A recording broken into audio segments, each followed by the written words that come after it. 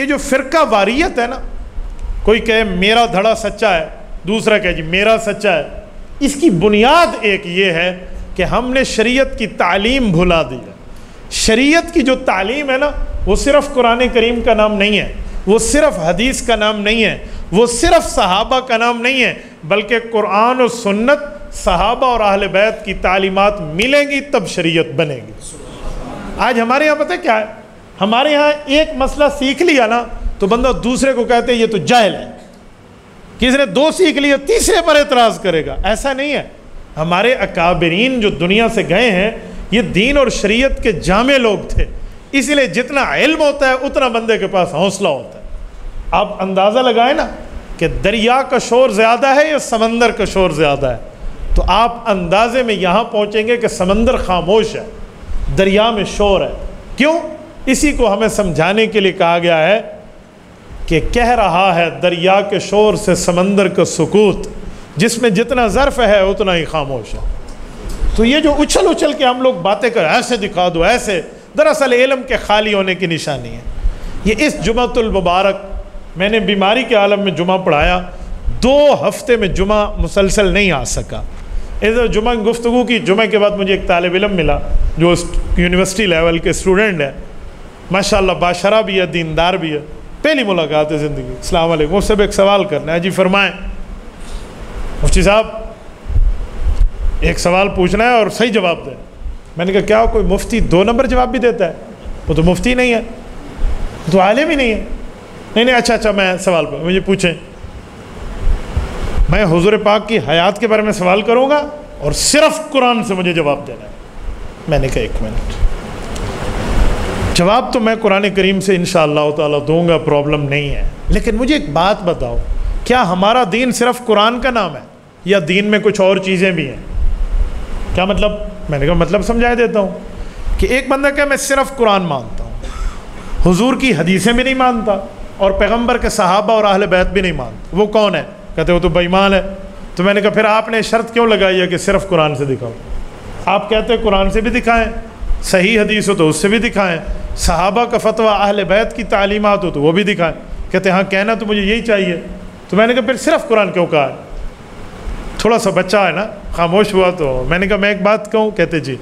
میں نے کہا آپ کی اٹھک بیٹھک کس کے ساتھ ہے؟ کہتے کیا مطلب؟ میں نے کہا آپ کو کوئی سوال سکھاتا ہے یا آپ کے ذہن میں خود سوال آیا؟ تو دائیں بائیں دیکھ کے کہتا ہے جی میں کو ایک بندے سکھایا ہے۔ میں نے کہا وہ آدمی کون ہے؟ وہ کہتے جی وہ اشاعت التوحید کا دوست ہے۔ میں نے کہا بس پھر مجھے سمجھ آ گئی ہے، جب ڈاکٹر کے پاس بندہ جائے اور کہے مجھے کھانسی آتی ہے تو ڈاکٹر بغیر ہاتھ لگائے نبض کو کہے گا کوئی ٹھنڈی چیز کھائی تھی۔ تو جب تو نے کہا نا مجھے صرف قرآن چاہیے تو بہت اچھی طرح سمجھ آ گیا تیرا اٹھک بیٹھک کس کے ساتھ ہے۔ میں نے کہا بیٹا قرآن کریم سے جواب تو آئے گا لیکن ایک سوال کرتا ہوں۔ کہتے جی۔ میں نے کہا جی میں ایک بات پوچھتا ہوں، اگر مسئلہ قرآن میں نہ ہو تو آپ اس بھائی کو کہیں پھر نہیں مانیں گے؟ کہتے جی ہاں۔ میں نے کہا 5 اذانیں جھوٹی ہیں یا سچی ہیں جو دن میں دیتے ہیں؟ سچی ہیں۔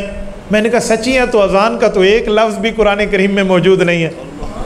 4 دفعہ اللہ اکبر کہو تو یا قرآن میں تو یہ بھی نہیں ہے 2 دفعہ کہو، پھر اذان تو گئی۔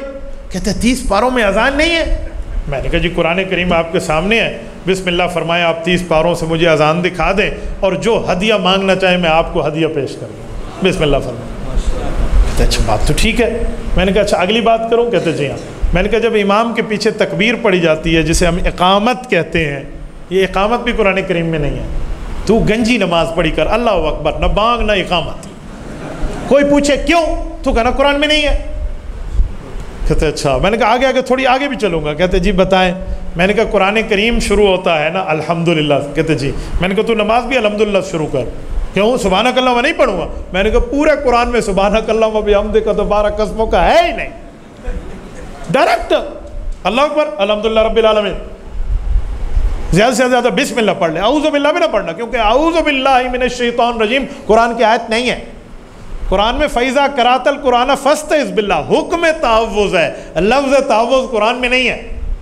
ڈائریکٹ الحمدللہ پڑھ اور آگے آمین بھی نہ کہنا۔ کہتے وہ کیوں؟ میں نے کہا آمین قرآن کریم میں نہیں ہے، پورے قرآن کے الحمد کی الف سے والناس کی سین تک آمین کا لفظ نہیں ہے تو میں تمہیں گھڑی تحفہ دوں گا، بسم اللہ۔ آگے کہوں کہتے جی میں نے کہا سبحان ربی العظیم سبحان ربی العلیٰ سمیع اللہ لمن حمدہ ربنا ولک الحمد، یہ بھی قرآن میں نہیں ہے، یہ بھی نہ کہنا۔ میں نے ربنا ولک الحمد کہا ہے، یہ بھی ثابت ہے، ربنا لک الحمد یہ بھی ثابت ہے۔ کہیں میرے بعد آپ کہیں بھئی ربنا نما پڑ گیا، ٹھیک ہے، یہ دونوں کو ثبوت ہے۔ اچھا میں نے کہا یہ بھی قرآن میں نہیں ہے تو یہ بھی چھوڑ دے۔ اور اگلی بات التحیات للہ بھی نہ پڑھنا، کہ تو کیوں؟ میں نے کہا پوری التحیات قرآن میں نہیں ہے۔ اچھا اگلی بات درود شریف بھی نہ پڑھنا، اللہم صلی اللہ علیہ وبارک پورے قرآن میں نہیں ہے۔ اچھا صحیح کوئی نہیں، میں کہ دکھا چاہت اللہ تے بندہ جڑا گواہ سے ثبوت تے کو دے سو ڈائریکٹ الحمدللہ، اس کے بعد قل اللہ اور ڈائریکٹ ربی جلنی مقیم الصلاۃ پڑھ کے سلام پھیر دینا، بس ختم ہو جائے گا۔ اور سلام بھی نہ کرنا کیونکہ السلام علیکم ورحمۃ اللہ بھی قرآن کی آیت نہیں ہے۔ ایک گنجی نماز ہے، پڑھ سے مکھت ہو، گونی نماز ہے، گنجی ہے، پڑھے گا؟ کہتے ہیں نہیں۔ میں نے کہا اب نماز میں حدیثیں پڑھتا ہے تو جائز ہے، اور میں اگر عقائد میں حدیث پاک کی بات کر لوں تو میرے لیے حدیث غلط ہو جاتی ہے۔ یہ اس کے بخار کا علاج ہم نے سوڈیمنٹ کی گولی سے کیا، میں نے کوئی انجیکشن نہیں لگا۔ تو لڑکا کھڑا ہوا تھا، بیٹھ گیا، مجھے کہتے ہیں مولوی صاحب بڑی مزے کی گال ہے، ذرا سمجھاؤ۔ میں نے کہا مغرب میں آ جانا، انشاءاللہ تعالیٰ میں آپ کو سمجھا دوں گا، شام کو ہماری کلاس ہوتی ہے۔ تو میری بات آپ کے سامنے بھی یہی ہے کہ اگر ہمارے دل میں اللہ کو راضی کرنے کا جذبہ ہے نا، پھر ہم سنجیدگی سے سوال کریں گے، سنجیدگی سے بات سنیں گے، لڑائی کی بات نہیں ہوگی۔ یہ ممبر آپ کو لڑائی نہیں سکھائے گا، یہ ہمارے اکابرین کی ترتیب ہے۔ ہم دلیل سمجھائیں گے، دلیل بتائیں گے، دلیل سے آگے سمجھائیں گے۔ کفر و شرک کی مشین لے کر مولوی اگر اپنی جیب میں پھرتا ہے تو میرے خیال میں وہ دل کی بات نہیں سنا رہا، پھر پیٹ کی باتیں سنا رہا ہے۔